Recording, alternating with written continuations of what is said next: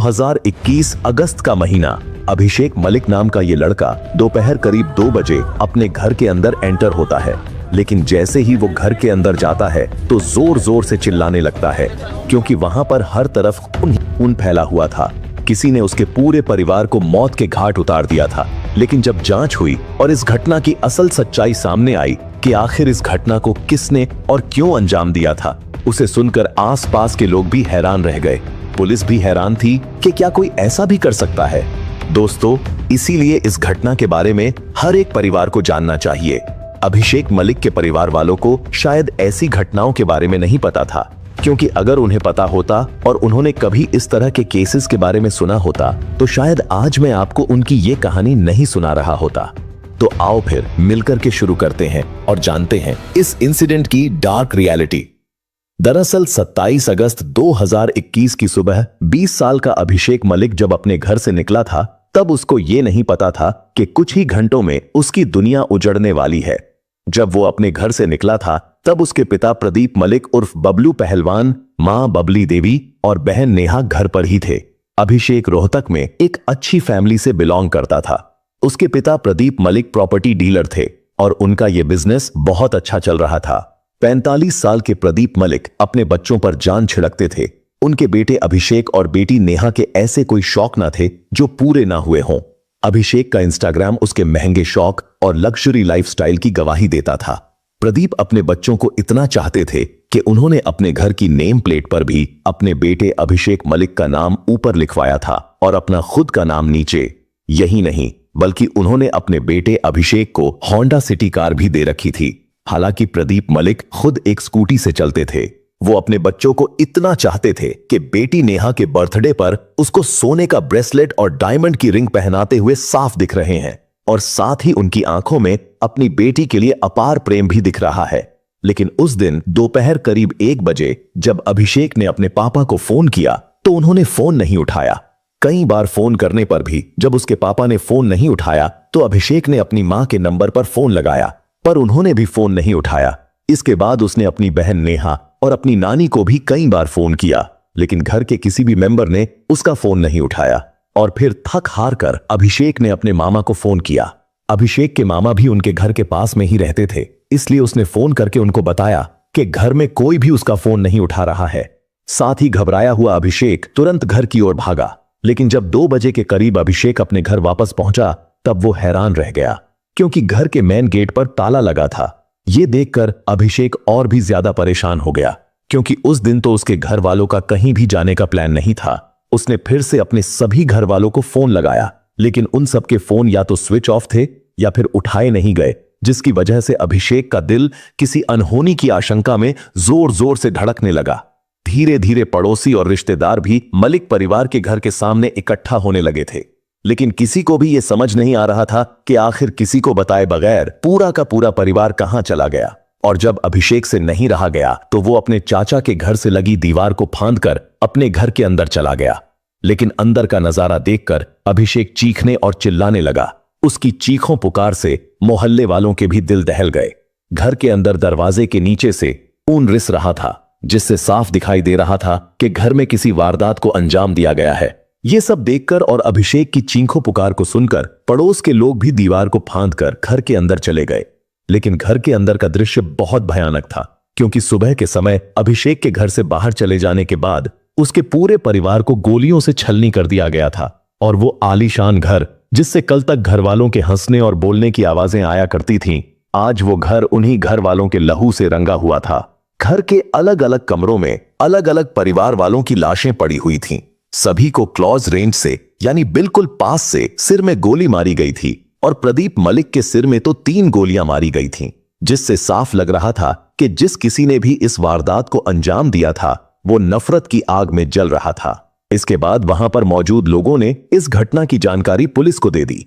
एक ही परिवार के 4 लोगों के कत्ल की बात सुनकर रोहतक पुलिस डिपार्टमेंट में भी खलबली मच गई। रोहतक पुलिस आनन फानन में प्रदीप मलिक के घर पर पहुंची। वहां पर अभिषेक का रो रोकर बुरा हाल था।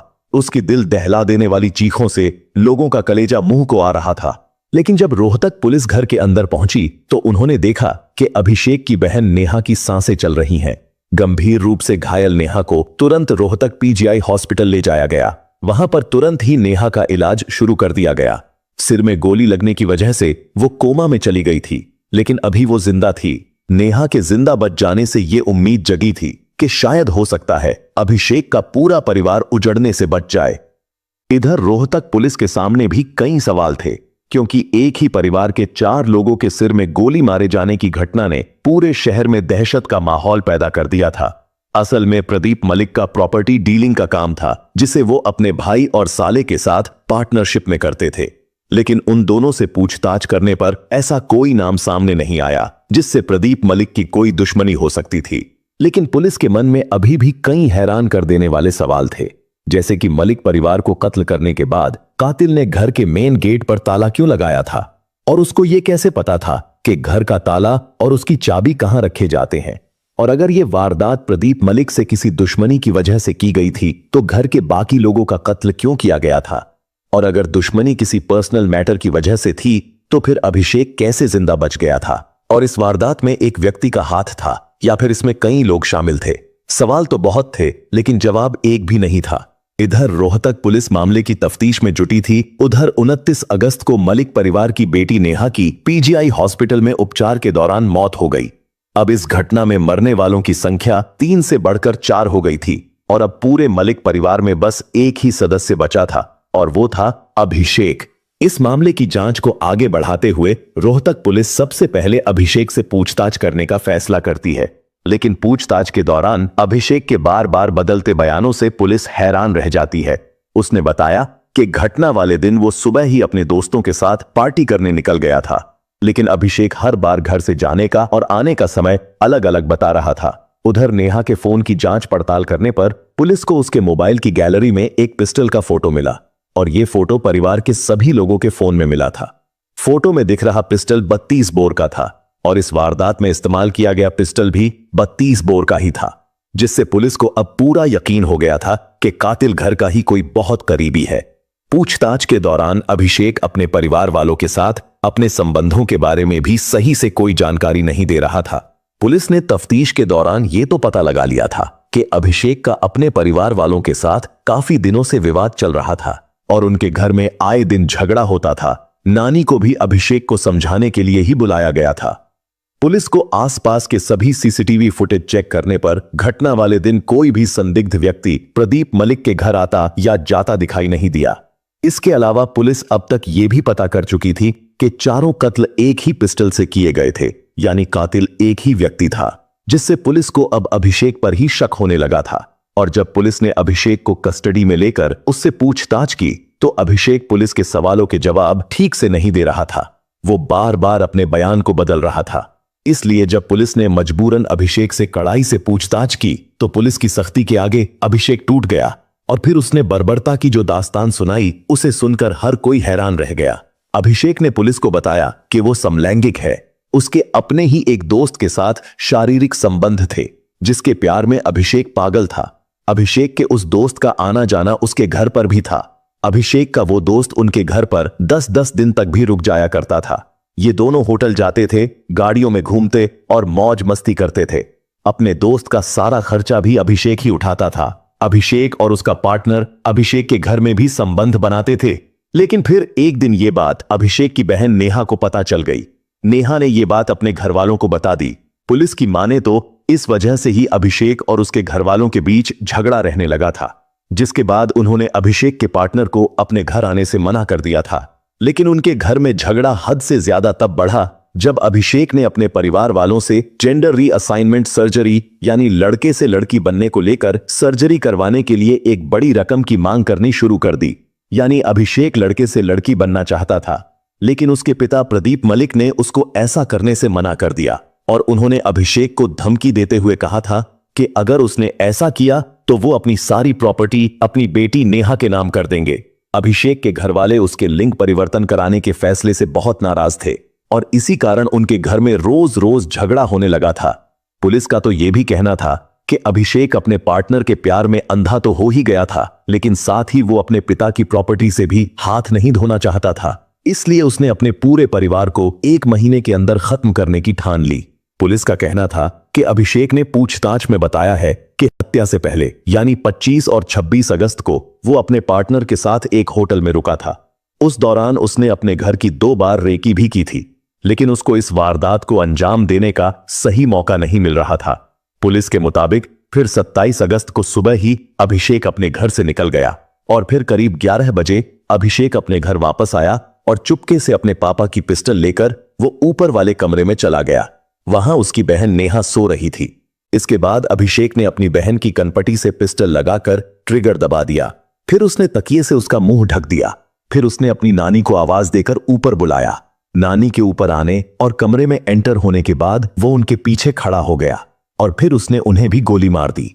इसके बाद उसने अपनी मां को आवाज लगाई कि मम्मी जरा ऊपर आओ, लगता है नानी को कुछ हो गया है। लेकिन जैसे ही अभिषेक की मां दौड़ते हुए कमरे में पहुंची तो उसने उनको भी पीछे से गोली मार दी। इसके बाद अभिषेक ने अपनी मां के गहने उतारे और उन तीनों को कमरे में बंद करके उसने कमरे को बाहर से लॉक कर दिया और चाबी अपने पास ही रख ली। इसके बाद वो नीचे अपने पापा के कमरे में पहुंचा। उसके पिता प्रदीप चारपाई पर लेटे हुए किसी से फोन पर बातें कर रहे थे। अभिषेक ने उनके पीछे खड़े होकर उनके सिर से पिस्टल लगाई और 2 गोलियां उनके सिर में उतार दी। लेकिन 2 गोलियां लगने के बाद भी प्रदीप मलिक उठने की कोशिश कर रहे थे। ये देखकर उनके जिगर के टुकड़े ने उनके सिर में एक गोली और मार दी। इसके बाद अभिषेक ने उनके हाथ से उनका 11 तोला सोने का कड़ा निकाल लिया और उस कमरे को भी लॉक करके उसने चाबी अपने पास रख ली। प्रदीप मलिक का फोन उनके मृत शरीर पर उनके कंधे और गाल के बीच में पड़ा इस बात की गवाही दे रहा था कि हमला इतना अचानक हुआ था कि जब तक मृतकों को अपने पीछे खड़ी मौत का अंदाजा लग पाता, इससे पहले ही उनके दिमाग में कारतूस भरा जा चुका था। पुलिस का कहना है कि इस घटना से करीब 4 साल पहले जब अभिषेक कैबिन क्रू का कोर्स करने के लिए दिल्ली गया था तो वहां पर ये 4 लड़के एक ही कमरे में रहते थे और वहीं पर अभिषेक की मुलाकात अपने पार्टनर से हुई थी। वहीं पर उन दोनों के बीच शारीरिक संबंध भी स्थापित हो गए थे और फिर ये संबंध लगातार बनते रहे थे।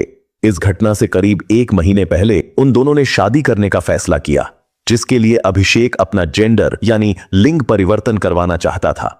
पुलिस के अनुसार आरोपी अभिषेक ने पुलिस रिमांड में यह खुलासा किया था कि 25 अगस्त को उसने अपने प्रेमी को रोहतक बुलाया और फिर ये दोनों वहां एक होटल में रुके थे।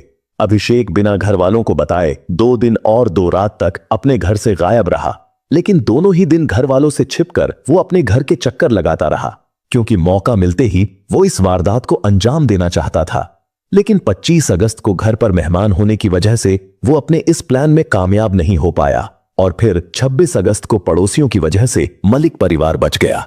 इसके बाद 27 अगस्त 2021 को उसने एक बार फिर से अपने घर की रेकी की और मौका मिलते ही अपने मां बाप को मौत के घाट उतार दिया।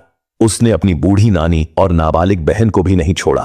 पूरे परिवार को खत्म करने के बाद वो सीधा अपने पार्टनर के पास होटल पहुंचा और फिर दोपहर के 1 बजे से उसने रोने धोने का ड्रामा करना शुरू कर दिया।